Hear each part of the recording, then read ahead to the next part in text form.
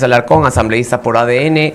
Asambleísta, muy buenos días, la saluda Carlos de Tomaso, un gusto tenerla con nosotros. Asambleísta, rápidamente quisiéramos hablar sobre las leyes. Entendemos que la ley de solidaridad ya fue aprobada, la hemos venido analizando en el programa. ¿Usted qué destacaría de los cambios que se hicieron ya para el segundo debate y aprobación final?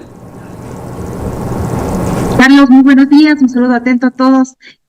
También un saludo atento a toda la audiencia. Gracias por esta amable invitación. Bueno, en efecto, la Asamblea Nacional ha venido trabajando fuertemente en proyectos de ley importantes para la seguridad nacional, y una de estas es la urgente económica que calificó el presidente, la ley de solidaridad nacional. Un proyecto de ley que es necesario que se haya tratado en el Pleno de la Asamblea Nacional. La primera preocupación de todos los ecuatorianos es la seguridad. Después ven el empleo, salud, pero hay que seguir trabajando en las diferentes políticas públicas. Pero si no hay seguridad, no hay desarrollo económico, no hay inversión extranjera, no hay seguridad jurídica, no hay un desenvolvimiento de la sociedad como tal, si no tenemos una seguridad clara para todos los ecuatorianos. Es por eso que este proyecto de ley viene con puntos importantes, como por ejemplo el tema del indulto anticipado, el tema del allanamiento, el tema de la incautación también. Es una ley punitiva, si bien es cierto que castiga con pena privativa de libertad hasta 30 años a quienes formen parte de estos grupos de delincuencia organizada. También hablamos sobre la corresponsabilidad de la sociedad civil, en este caso en la donación hasta el 30% del impuesto a la renta, en equipo, armamento, bienes, muebles o inmuebles para la Policía Nacional o Fuerzas Armadas. Este trabajo que se ha venido haciendo en la Mesa Legislativa de Desarrollo Económico responde a la realidad del país en el contexto del conflicto armado interno que vivimos como país.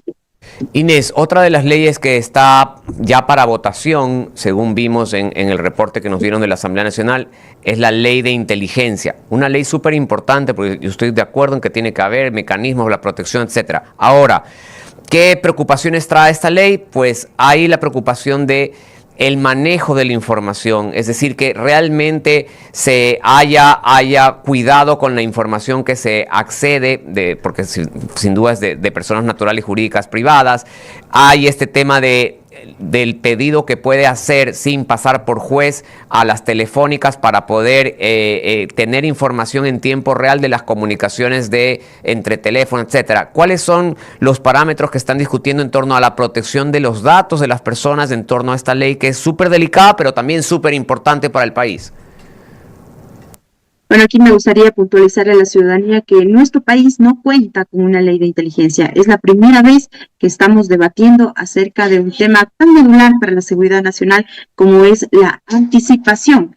La anticipación que le permite al gobierno, que le permite al Ejecutivo poder tomar decisiones que le den al país la seguridad nacional. ¿Por qué? Porque muchas veces nuestro país está actuando en temas de seguridad reactivamente, después de que sucede el hecho.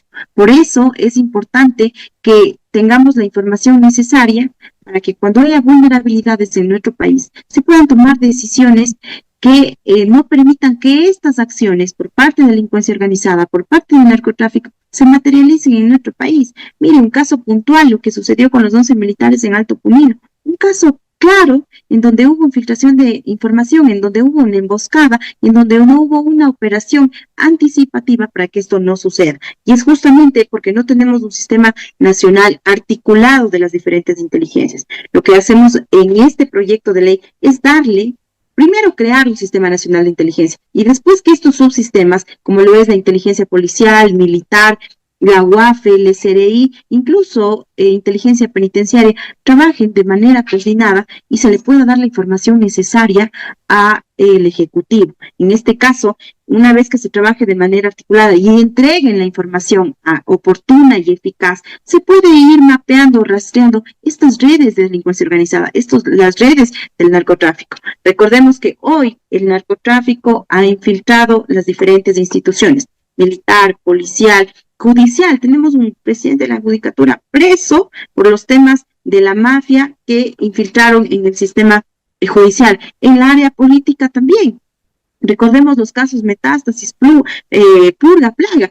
Justamente es por ello que se requiere tener una información oportuna. Necesitamos informantes que también se sientan resguardados, ellos y su núcleo familiar. Ahora, con respecto a los temas que he escuchado, algunos argumentos que sostienen que esta ley sería inconstitucional, que elimina controles, que concentra el poder en el Ejecutivo, es importante aclarar aquí que esto es falso.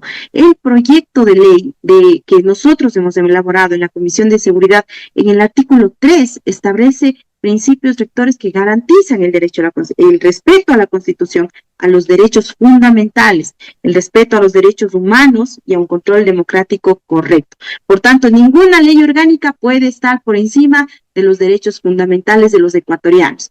Por eso aquí es importante recalcar el artículo 66 de la Constitución numeral 21 hace o indica que no se puede tener interceptación de información de llamadas, mensajes o correos sin una orden judicial, y así se sigue manteniendo en esta ley.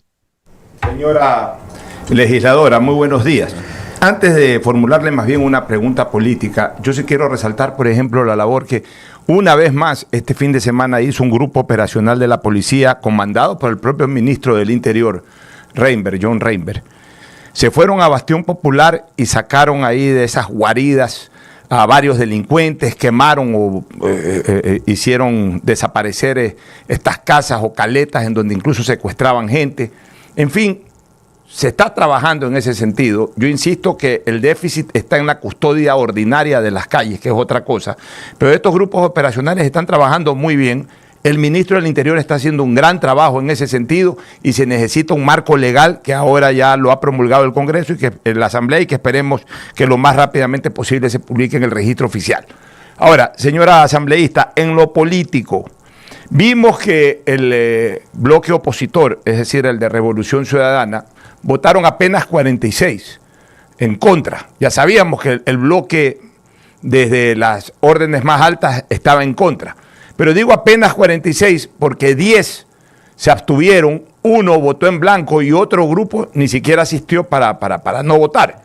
Es decir, ustedes sienten al interior de que en ese bloque ya hay una división. ¿Tenían ya algún conocimiento que por lo menos 11 legisladores que iban a estar presentes no le iban a dar el voto en contra a este proyecto? Cuéntenos un poquito el detalle político que no deja de ser interesante. Bueno, mire, la seguridad no tiene ideología política. La seguridad es un derecho constitucional que no corresponde a los legisladores darle a los ecuatorianos. Ahora, cada legislador conoce lo que está pasando en su territorio en temas de inseguridad. Cada legislador conoce la realidad de su territorio. No es lo mismo lo que pasa en las zonas fronterizas, lo que pasa en las zonas costaneras o lo que pasa en la sierra. Y es por eso que desde la oposición deberían dejar de lado esta ideología política o esta agenda partidista que vienen manejando en contra del gobierno. ¿Por qué no golpean al gobierno a no aprobar una ley de urgencia económica con enfoque en seguridad? Golpean a la ciudadanía, y es por eso que los legisladores que conocemos el territorio no podríamos oponernos a una ley que viene a beneficiar a las fuerzas del orden, a blindar a las fuerzas del orden, porque la policía dice, hoy existe más justicia y más ley para el delincuente que para nosotros. ¿Cómo un legislador se opone a eso? Conociendo la realidad del país. Y es por eso que esta realidad responde a que los legisladores o no se presentan o se abstienen de votar en contra. Porque nosotros conocemos la realidad de nuestros territorios, y por más que quien está en los altos mandos de la Revolución Ciudadana le diga vamos a votar, no, porque es una iniciativa del gobierno, porque no es una oposición crítica, sana, en donde proponen, más bien es una oposición que se opone por oponerse. Nosotros estamos completamente a favor de la oposición, y una oposición está bien dentro de un Estado democrático. Pero esta oposición que se opone por oponerse únicamente para desgastar la imagen del gobierno o la imagen de sus ministros, lo único que hace es que la ciudadanía vea que actúan por su agenda personal, por su agenda partidista, más no por a bien y a beneficio de los ecuatorianos. Y eso responde que los legisladores no se presenten en el pleno de la Asamblea Nacional o voten diferente a cómo fue la orden para la bancada como tal. Asambleísta, bienvenida a Punto de Orden. María Sol Pons le saluda. Mucho se ha conversado acerca de quizá la vulnerabilidad que puede tener un ciudadano ante un requerimiento inmediato de información que hay que responder en 48 horas. ¿Qué le puede decir a esos ciudadanos preocupados de esa posible vulnerabilidad en cuanto a las seguridades que el proceso debe dar dentro de la ley para que no se vulneren derechos o no se abuse? Si bien se comprende que la seguridad necesita ser reforzada, pues no en detrimento de las garantías o libertades ciudadanas, sino que tiene que haber un debido balance. ¿Qué nos puede decir al respecto? Bueno, aquí sí hay que dejar claro que toda la información que requiera el Centro de Inteligencia Estratégica será información que ya ha venido recabando y que se maneje información, que se maneje acciones ilícitas. Es decir, un periodista, un abogado, un médico, cualquier profesión que trabaje de manera lícita, es imposible que pueda tener miedo o pensar que va a ser interceptadas sus llamadas o que va a ser requerida la información. No, para eso, o si se siente ofendido en sus derechos, esta ley no modifica ni el sistema de fiscalía ni el sistema judicial. Más bien, este proyecto de ley lo que busca es que todas las actividades ilícitas que se vienen haciendo en cualquier situación del país, ellas sí respondan ante un centro de inteligencia que pida la información. Y aquí hay que ser claros, la Constitución es clara, cuando se va a pedir información acerca de cualquier hecho, debe haber una solicitud previa, debidamente justificada y en estricto cumplimiento de la norma legal vigente y el reglamento que se dé en esta ley, pero no está por encima de la Constitución. La Constitución dice claramente que cualquier información que se requiera de cualquier ciudadano, ya sean llamadas, mensajes o correo, debe tener una orden judicial. Y eso no se elimina en este proyecto de ley porque mantiene un rango constitucional. Asambleísta, muy buenos días. Óscar del Bruto lo saluda. Una pregunta con respecto a la Ley Orgánica de Solidaridad Nacional. En el proyecto que envió el presidente se hablaba o se le daba estatus legal a un bloque de seguridad. Eso ha desaparecido en digamos, la ley que fue aprobada por la Asamblea Nacional. Si nos podría contar un poco a qué se debe ese cambio y quién va a cumplir esa función que el proyecto asignaba al bloque de seguridad. Bueno, lo que se buscaba es tener zonas de seguridad en las zonas que eran cooptadas o que son cooptadas por el narcotráfico. Lo que se ha cambiado más bien es que haya una corresponsabilidad con los GATS que hoy tendrán que destinar el 10% para temas de seguridad. Aquí hay que recordar que, si bien es cierto, la seguridad depende de muchos factores y es una obligación del Ejecutivo, la seguridad es transversal, depende de muchos factores, como por ejemplo el sistema judicial, el Ministerio de Interior, Fiscalía, la misma ciudadanía, y por eso esta ley habla sobre la corresponsabilidad acerca de los ciudadanos también que pueden donar a través del 30% del impuesto a la renta para el Ministerio de Interior, para el Ministerio de Defensa, los diferentes equipamientos, bienes muebles o bienes inmuebles. También de esa misma manera se delinea cuáles van a ser las funciones, por ejemplo, en este caso, de los municipios en los temas de seguridad, aportando el 10% que pues, no puede ser de otra manera, ya que si bien quien conoce el territorio como tal son los GATS y por tanto debe haber esta corresponsabilidad y se establecen y delinean las funciones de los mismos. Una última pregunta, asambleísta. Antes que nada, también decirles que estamos contentos de ver que la actividad en la asamblea esté así, trabajando rápida, con sesiones. Es muy importante, etcétera. Nos da fe de que va a haber una buena reforma legislativa. Una recomendación mía, que soy pues catedrático de Derecho, decirles en la ley de inteligencia, yo creo que lo que abunda no daña, es una frase jurídica, y por ejemplo, dejar claro en la ley que la garantía de reserva de fuente de los periodistas, que la garantía de secreto profesional de médicos, de abogados, etcétera, no puede ser afectado por la ley, no está de más ponerlo. Y también me parece, asambleísta, que no está de más poner sanciones, un capítulo de sanciones para aquellos funcionarios de inteligencia que desvíen su trabajo y que utilicen las facultades graves que van a tener en la ley para otros fines que no sea la inteligencia y la seguridad. Esas dos recomendaciones de mi parte, asambleísta. Muchas gracias. Bueno, sí, en efecto, nosotros hemos sido claros en cuanto a los artículos en donde hablamos claramente sobre que no podemos vulnerar los principios constitucionales de la ley. Si bien es cierto lo que usted indica, lo que abunda no está de más.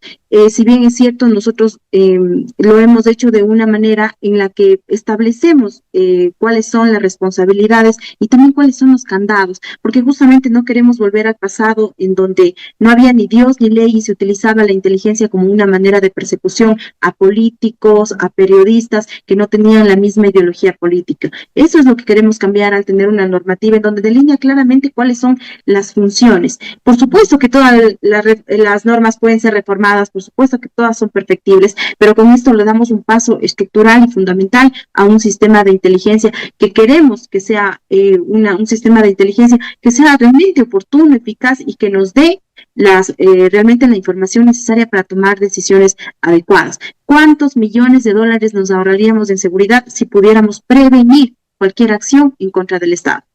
Gracias, y por eso también, al menos yo, me parece que es importantísima la ley. Muchas gracias y estaremos muy atentos a las novedades de esta ley. Pues son las 9:30.